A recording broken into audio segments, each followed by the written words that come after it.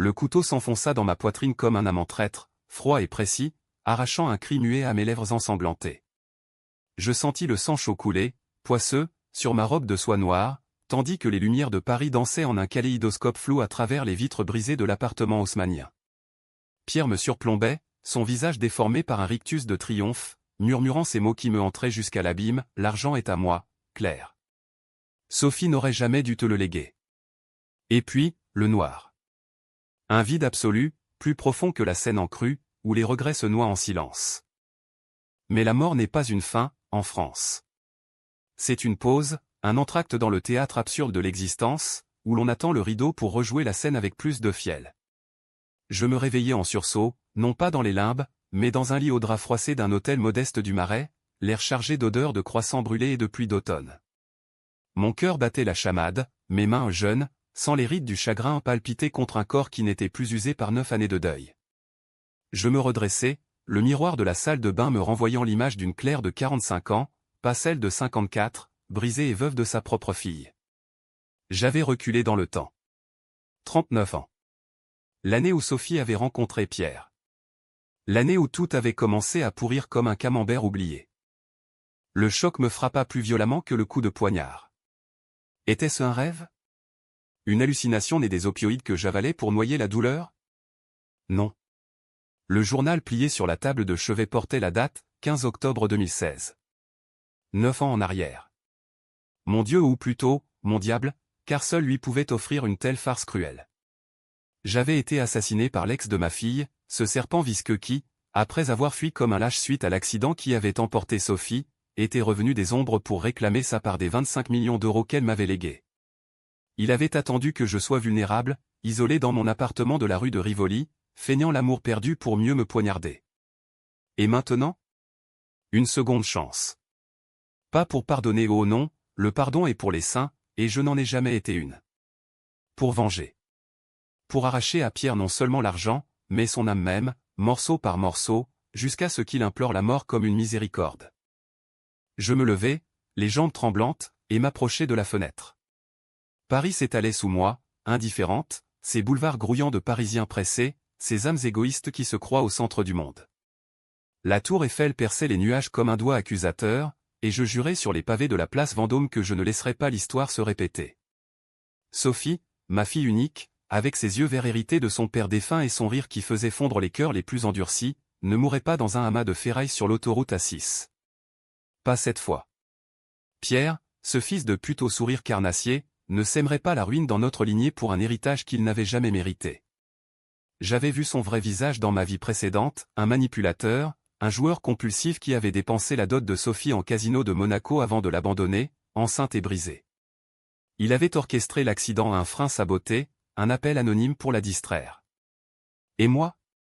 J'avais encaissé le chèque des assurances, les 25 millions issus des brevets pharmaceutiques de son père, pensant que c'était une malédiction déguisée en bénédiction. Erreur fatale. Ce matin-là, je sortis dans les rues du Marais, l'air frais me fouettant le visage comme une gifle divine. J'achetai un café noir à la terrasse du Procope, l'un des plus anciens cafés de Paris, où Voltaire avait autrefois trempé sa plume dans l'encre de la Révolution. Assise là, je laissais les souvenirs affluer, non pas pour pleurer, mais pour aiguiser ma lame invisible. Sophie avait 25 ans en 2016, fraîchement diplômée de Sciences Po, pleine d'idéaux sur la justice sociale et les vins bordelais. Elle travaillait comme analyste chez L'Oréal, rêvant d'un monde plus beau, plus équitable. Et puis Pierre était apparu, lors d'une soirée au Fouquet's, avec son accent provençal fin et ses promesses de voyage en Provence. Il était beau, oui, grand, brun, avec des yeux qui mentaient comme un politicien en campagne. Mais sous la surface, un prédateur. Il avait flairé l'argent dès le premier baiser. Dans ma vie antérieure, j'avais tenté de la mettre en garde, mais l'amour est aveugle, et les mères, importunes. Maintenant, je savais tout. Les nuits où il la battait verbalement, la rongeant comme un acide lent. Les dettes qu'il accumulait au cercle d'Haussmann, perdant des fortunes au poker. Le jour où il avait découvert le testament prémonitoire de son père à elle 25 millions pour Sophie, et par extension, pour moi en cas de malheur. Il l'avait poussé à la faute, l'obligeant à signer des procurations qu'il avait utilisées pour saboter sa vie. L'accident, une nuit de pluie sur la route de Fontainebleau, où il l'avait suivi, ivre de jalousie après qu'elle eut menacé de le quitter. Un camion, un virage, et son corps mutilé sur l'asphalte.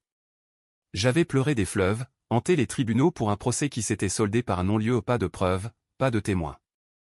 Pierre avait filé en Espagne, réapparaissant 9 ans plus tard, quand les avocats m'avaient contacté pour l'héritage. Il avait prétendu un mariage secret, une part légitime. Mensonge. Et pour cela, il m'avait tué. Je revins à l'hôtel, ouvris mon ordinateur portable, un reliquat de l'époque, avec un clavier AZERTY qui cliquetait comme un revolver chargé. Je commençai par à cœur mes propres souvenirs, des recherches en ligne sur Pierre Duval, ce nom qu'il portait comme un masque. Il était déjà fiché pour escroquerie mineure en 2015, un détail que j'avais ignoré autrefois. Je notais ses adresses, ses fréquentations à un réseau de voyous du Sentier, ces commerçants louches qu'il avait l'argent sale dans les boutiques de mode. Mon plan germa comme une vigne sauvage, infiltrer son monde, le séduire peut-être, ou feindre la faiblesse pour mieux frapper. Mais non. Trop risqué. J'étais une femme de lettres, pas une espionne. J'avais publié 3 romans sous pseudonyme, des thrillers sombres inspirés de Simenon, où les vengeances se cuisinaient à feu lent. Utilisons cela. Écrivez une histoire où Pierre est le héros, et moi, la sorcière qui tire les ficelles. Le soir tomba, et je me rendis à la soirée où Sophie le rencontrerait pour la première fois. Le Fouquet's bruissait de rires forcés, de parfums chers et de verres de champagne qui pétillaient comme des mensonges.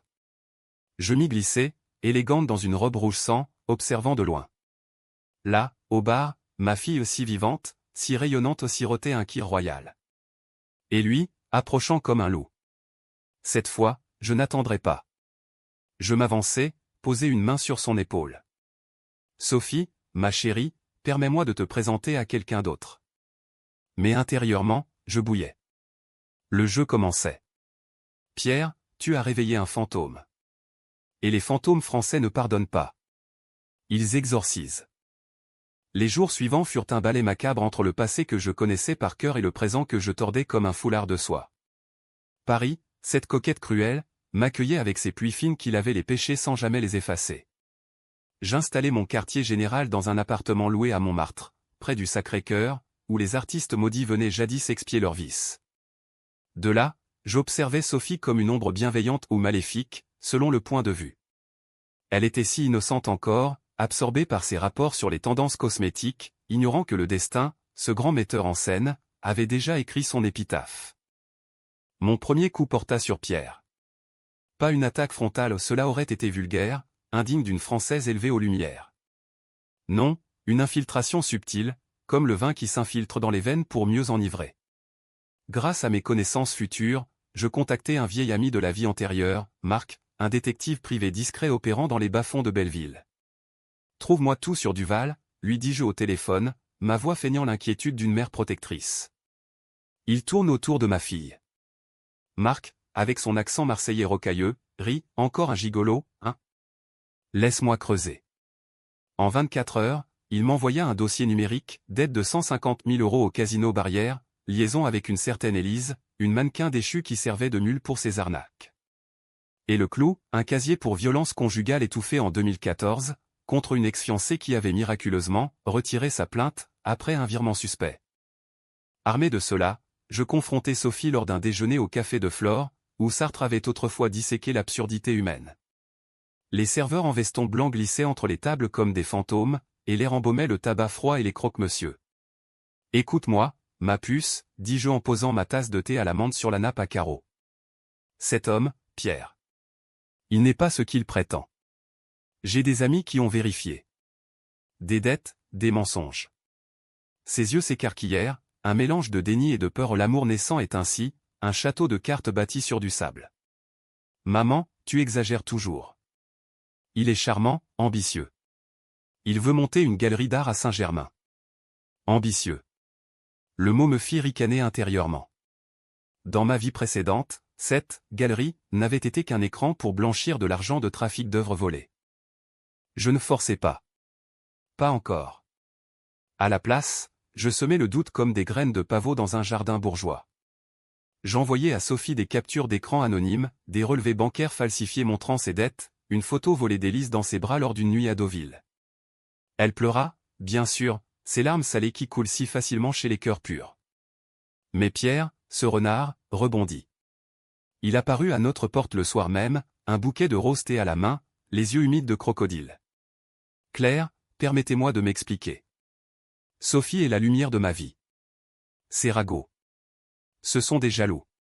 Je le laissai entrer, feignant la compassion, et nous bûmes un Bordeaux millésimé pendant qu'il tissait sa toile.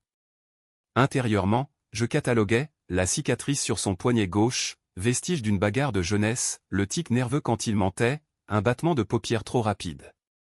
Il était beau, oui, mais la beauté est éphémère, comme la mode à Paris. La vengeance, éternelle. Bientôt, le piège se resserra.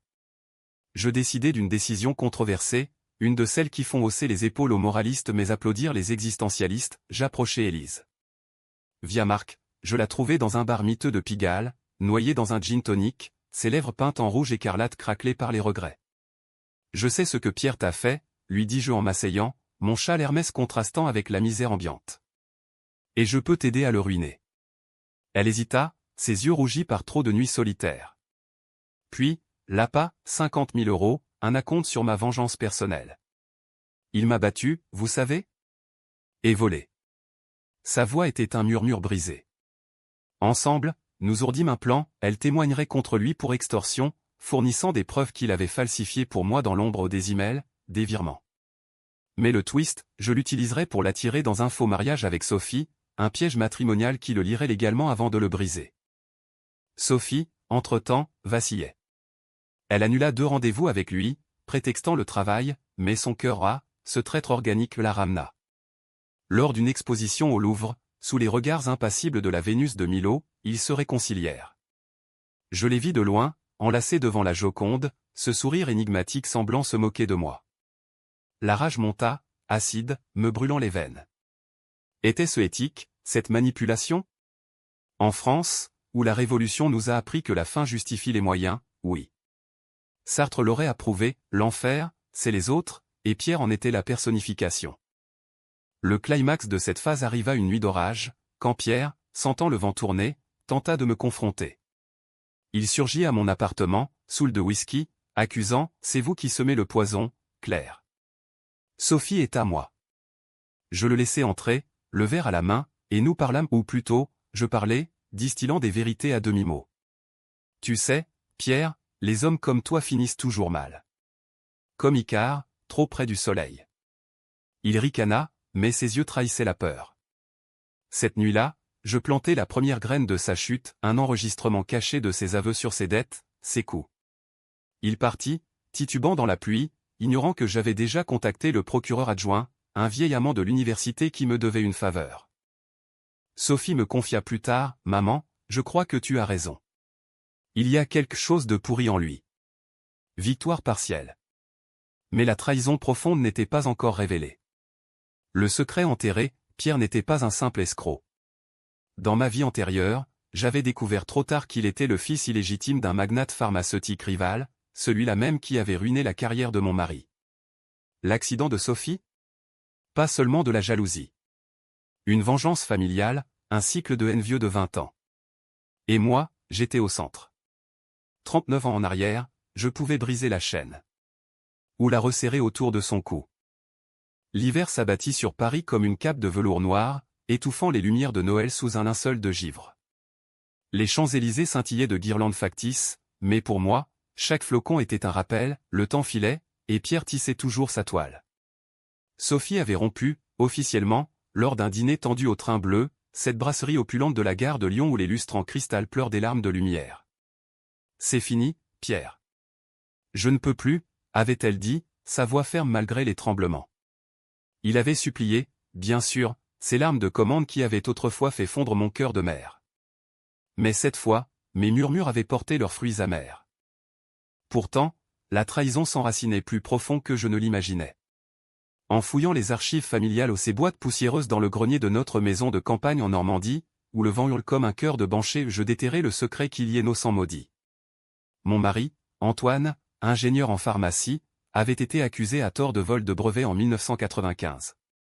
Ruiné, il s'était suicidé d'une balle dans la tempe, laissant Sophie orpheline à 16 ans et moi veuve à 36. Le coupable? Le laboratoire concurrent, Pharmacorp, dirigé par Henri Duval, un tycoon aux manières de duc de Saint-Simon. Et Pierre? Son bâtard, reconnu tardivement, élevé dans l'ombre pour venger l'honneur familial. L'accident de Sophie n'était pas un caprice d'amant, c'était une exécution ordonnée par Henri, via son fils, pour effacer la lignée qui portait encore la marque de l'affront. Ce révélation me frappa comme un coup de Mistral, j'avais géré l'héritage d'Antoine en silence, transformant ses brevets en fortune via des procès gagnés in extremis. Les 25 millions étaient non seulement une compensation, mais une arme. Pierre le savait depuis le début, flairant le sang sur l'argent. Dans ma vie antérieure, il m'avait tué pour cela, mais pas avant d'avoir manipulé les avocats pour contester le testament. Maintenant, armé de cette vérité, mon plan évolua. Pas de justice bourgeoise, ces tribunaux lents comme la loi en était. Une vengeance pure, shakespearienne ou plutôt, hugolienne, avec ses misérables tordus par le destin. Je décidai d'une action controversée, celle qui diviserait les âmes, impliquer Sophie dans le piège. Pas en la mettant en danger, non, elle était mon phare dans cette nuit renaissante. Mais en la faisant complice. Lors d'une promenade le long de la Seine, sous le pont des Arts padloqués de promesses brisées, je lui confiai tout. Ma chérie, Pierre n'est pas un amant volage. C'est un assassin. Pour ton père, pour nous. Ses yeux s'emplirent d'horreur, puis de feu, le feu des Duval, hérité malgré tout. Que fait-on, maman, demanda-t-elle, serrant ma main glacée. On le détruit, répondis-je. Ensemble, nous contactâmes Élise, qui avait fui à Nice mais accepta de revenir pour le spectacle. Le plan, un faux accord financier. Sophie pardonnerait, à Pierre, lui offrant une part symbolique des brevets de 5 millions via un contrat piégé. En échange, il signerait des aveux sur l'accident de son père à elle, falsifiés pour ressembler à des confessions. Pierre mordit à l'hameçon comme un brochet affamé. Nous nous réunîmes dans un salon privé du Ritz, où les miroirs dorés reflétaient nos mensonges comme des masques de carnaval. Il arriva en costume sur mesure, son col roulé dissimulant la pomme d'Adam qui tressaillait. « Sophie, mon amour, je savais que tu reviendrais. » Elle sourit, froidement, et posa le contrat, pour nous reconstruire, signe ça. C'est ma part de l'héritage paternel. Ses yeux s'illuminèrent l'avidité, cette maladie française. Il signa, babillant sur leur futur à Cannes, ignorant le notaire corrompu que j'avais engagé, qui enregistrait chaque mot. Mais le vrai coup, dans le contrat, une clause cachée le liait à une enquête pour fraude, activée par mon signal. Les semaines suivantes furent un tourbillon de tension. Pierre, sentant la nasse se refermer, devint paranoïaque. Il me harcelait de messages, Claire, cessez vos manigances. Ou Sophie paiera. Menace vide, mais elle me rongeait. Une nuit, il tenta de l'enlever ou une voiture noire suivant la sienne sur le périphérique, un appel anonyme la terrifiant. Je réagis avec une décision qui me entrait, je payai un voyou des banlieues, un ancien de la Légion étrangère, pour l'intimider. Pas de meurtre pas encore mais une bagarre dans une ruelle de Bastille, où Pierre ressortit le nez cassé et l'âme ébranlée. Était-ce justice ou barbarie? En France, où la guillotine hante encore nos rêves, la ligne est fine comme une lame de rasoir. Le secret se fissura davantage quand Henri Duval entra en scène. Le vieux lion, confiné dans sa villa de la Côte d'Azur, envoya un émissaire, un avocat au verbe huileux qui me proposa un règlement à l'amiable. 10 millions pour le silence, madame. Oubliez le passé. Je ris, un rire de gorgone. Le passé? Il est mon présent, monsieur. Dites à votre maître que les fantômes ne négocient pas, cela c'est là son sort. Pierre, paniqué, tenta de fuir direction l'aéroport d'Orly, billet pour Genève. Mais Marc l'intercepta, avec des flics en civil. L'arrestation fut discrète, dans un café anonyme, menottes cliquetant comme un toast funèbre. Sophie et moi, enlacés sur le balcon de Montmartre, regardâmes les lumières de la ville. Et maintenant, murmura-t-elle. Le vrai combat commence, répondis-je. Car la trahison n'était pas seulement de Pierre. Henri vivait encore, et son empire pharmaïque pulsait comme un cœur noir. La vengeance s'élargissait, tentaculaire, menaçant d'engloutir tout. Le printemps 2017 fleurit à Paris comme une hémorragie, les cerisiers du Luxembourg saignant leurs pétales roses sur les allées gravillonnées. Pierre croupissait à Fresnes, inculpé pour fraude et tentative d'extorsion, son empire de dette s'effondrant comme un château de cartes sous le vent de la justice. Mais la vraie bataille se jouait dans l'ombre, contre Henri Duval, ce patriarche spectral dont les mains arthritiques avaient autrefois signé l'arrêt de mort de mon mari. À 78 ans, il régnait sur Pharmacorp depuis sa tour de verre à la Défense, un phallus d'acier dominant la skyline comme un doigt vengeur. Je décidai de l'affronter non pas avec des mots, mais avec des actes qui frôlaient l'illégalité, ces zones grises où la loi française, si élégante, laisse place au chaos alsacien. Avec Sophie comme alliée, nous montâmes une offensive hybride, légale et souterraine. D'abord, les tribunaux. Grâce aux aveux signés de Pierre, nous intentâmes un procès civil contre Duval père pour complicité dans la mort d'Antoine. Les avocats, ces requins en robe noire, dansèrent leur tango au palais de justice, citant des articles du Code civil oubliés depuis Napoléon. Preuve de malveillance, tonitruait le nôtre, un descendant de Robespierre dans l'âme. Henri riposta par des contre-attaques, accusant calomnie, mais les fuites orchestrées par Marco des emails internes de Pharmacorp révélant le sabotage des brevets firent pencher la balance. L'opinion publique, cette putain versatile, se déchaîna dans Le Monde et Libération, le scandale Duval, un empire bâti sur du sang. Mais la loi est lente, et ma soif de revanche, pressante. Voici la décision qui causerait le plus de controverses, celle qui me vaudrait des nuits hantées par les fantômes de Maupassant, l'empoisonnement lent. Pas physique ou trop grossier, trop américain. Non, un poison intellectuel, financier, existentiel. Via Élise, désormais notre espionne repentie, nous infiltrâmes le cercle intime d'Henri. Elle séduisit son majordome, un basque taciturne, et planta un verre numérique dans leur serveur, un malware subtil, conçu par un hacker freelance de la rue Montorgueil, qui fuitait des données sensibles vers des concurrents chinois. Pharmacorp saigna des millions en actions, son cours plongeant comme Icare dans la mer. Henri frappa en retour, vicieux. Il engagea des privés pour nous surveiller ou des ombres filant nos pas dans le métro, des appels anonymes gémissant des menaces, les Duval ne pardonnent pas, une nuit, Sophie fut agressée, une voiture la frôla sur le quai de la Concorde, la projetant au sol, côte fêlée et lèvres tuméfiées. Elle rentra en larmes, et je jure sur la Madeleine que quelque chose en moi se brisa définitivement. C'est ma faute, maman. J'aurais dû laisser tomber. Non. C'était le catalyseur. Nous contre-attaquâmes avec une opération, Phoenix, un faux sommet d'affaires à Cannes, lors du festival, où Henri serait piégé en public. Le jour J, le Carlton bruissait de stars et de requins. Henri, en smoking impeccable, siégeait à la table d'honneur, son bâton d'ivoire dissimulant une canne épée. Nous, Sophie et moi, méconnaissables en perruque et robe de gala où nous approchâmes, flûte de champagne en main.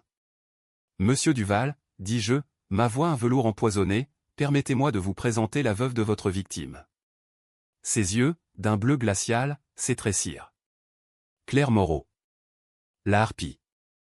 La salle se tut, les flashs crépitant comme des coups de feu. Sophie activa l'enregistrement, une projection holographique, illégale mais spectaculaire, diffusant les confessions de Pierre, les emails incriminants. Chaos. Henri blêmit, agrippant sa poitrine un infarctus fin ou réel. Il s'effondra, les ambulances hurlant dans la nuit méditerranéenne. Pierre, libéré sous caution grâce à un juge corrompu, tenta une dernière trahison, il contacta Sophie, suppliant un pardon final. Rejoins-moi à Marseille. Je t'expliquerai tout. Elle y alla, piégée par un reste d'amour ou de pitié. Je la suivis, arme au poing, un petit calibre hérité d'Antoine. Dans un entrepôt désaffecté du Vieux-Port, sous les étoiles indifférentes, il l'attendait, revolver en main. Tu m'as trahi, salope. Et ton héritage est à moi. Le coup partit, mais je fus plus rapide, ma balle le toucha à l'épaule, le clouant au sol. Sophie hurla, et pour la première fois, je vis la fracture en elle. Cette décision de tirer, était-ce de la mer ou de la Monster? Henri survécut, mais brisé. Son empire s'effrita sous les enquêtes de la DGCCRF, amende pleuvant comme la pluie normande. Pierre pourri en tôle, son procès un cirque médiatique, 20 ans pour tentative de meurtre et fraude. Mais le climax n'était pas là. Le vrai pic de tension vint quand la police frappa à ma porte. Madame Moreau, vous êtes soupçonnée de chantage. Élise avait craqué, confessant sous pression. Sophie et moi fûmes interrogés séparément, au quai des Orfèvres, cette forteresse de pierre où les âmes se brisent. Maman, qu'avons-nous fait, murmura-t-elle dans la salle d'attente. La réponse, tout, pour la justice poétique. L'été 2017 enveloppa Paris d'une chaleur moite, transformant les rues en four où les Parisiens mijotaient leur rancune. Le procès de Pierre battait son plein au tribunal de grande instance de Paris, un amphithéâtre de bois ciré où les accusés dansent leur dernier tango. Il y apparut, amaigri, les menottes comme des bracelets de carnaval, niant tout avec la ferveur d'un jésuite. C'était un accident. Sophie était instable, hurla-t-il, mais les preuves, mes preuves, forgées dans le feu de la résurrection, le démolirent. Les jurés, ces bourgeois de banlieue, le condamnèrent à 25 ans, un écho-moqueur aux 25 millions. Henri, cloué dans son lit d'hôpital à Nice, vendit Pharmacorp pour une bouchée de pain, son legs un tas de cendres juridiques. Mais la victoire avait un prix, et il était amer comme l'absinthe. Sophie changea, les nuits d'insomnie, les cauchemars où elle revivait l'entrepôt, mon coup de feu résonnant comme un glas. Étais-tu obligé de tirer, maman, me demanda-t-elle un soir, sur la terrasse de notre nouvelle maison à Versailles, où les fontaines murmuraient des secrets oubliés. Je la regardai, sa beauté fanée par le doute, et pour la première fois, le poids de ma seconde vie m'écrasa. Oui, ma chérie. Pour toi. Pour nous. Mais était-ce vrai? La vengeance m'avait-elle corrompu, transformant la mère en Médéa française? Le twist final surgit comme un coup de théâtre de Molière, lors d'une perquisition finale, les flics découvrirent une lettre dans les affaires de Pierre. Une confession posthume, presque écrite en prison, adressée à Henri. Père, j'ai aimé Sophie, mais la haine pour son sang était plus forte. L'accident. Je l'ai planifié pour venger Antoine, qui a volé nos brevets. Mais Claire. Elle est revenue d'entre les morts. Elle sait tout. Folie? Hallucination carcérale? Non. Pierre avait deviné, ou pressenti, mon retour spectral. Dans un délire fiévreux, il décrivait mes visions, mes connaissances impossibles. La police haussa les épaules aux divagations d'un condamné. Mais pour moi, c'était la preuve, le destin, ce farceur, avait scellé notre boucle. Libéré des charges où Élise se rétracta, payé par un fonds anonyme, Sophie et moi partîmes pour la Provence, cherchant l'expiation dans les champs de lavande qui ondulaient comme des vagues violettes. Les 25 millions, intacts, financèrent une fondation pour les victimes de violences conjugales, un baume sur nos plaies. Pierre se suicida en cellule 6 mois plus tard, une corde tressée de ses draps, murmurant mon nom dans l'au-delà. Henri mourut seul, son empire un souvenir, enterré au Père-Lachaise sous une pierre anonyme. Était-ce un happy end? En France, où le bonheur est une illusion baudelairienne, non. C'était une trêve. Sophie guérit, trouva l'amour en un professeur d'histoire discret, et nourrit à nouveau, lors de dîners arrosés de Châteauneuf-du-Pape. Mais moi? Les nuits, je sentais le couteau fantôme dans ma poitrine, et je me demandais, si une troisième vie venait, la vengerais-je encore? Oui. Car la trahison, une fois goûtée, empoisonne le sang pour toujours. Paris, immuable, continua son ballet, amour brisé, fortune volée, secret enfoui sous les ponts. Et moi, Claire Moreau, ressuscitée des abysses, veillée. Prête pour la prochaine ombre. Car en fin de compte, la vraie erreur n'était pas à Pierre. C'était de croire que la mort efface les dettes. Elle les multiplie seulement.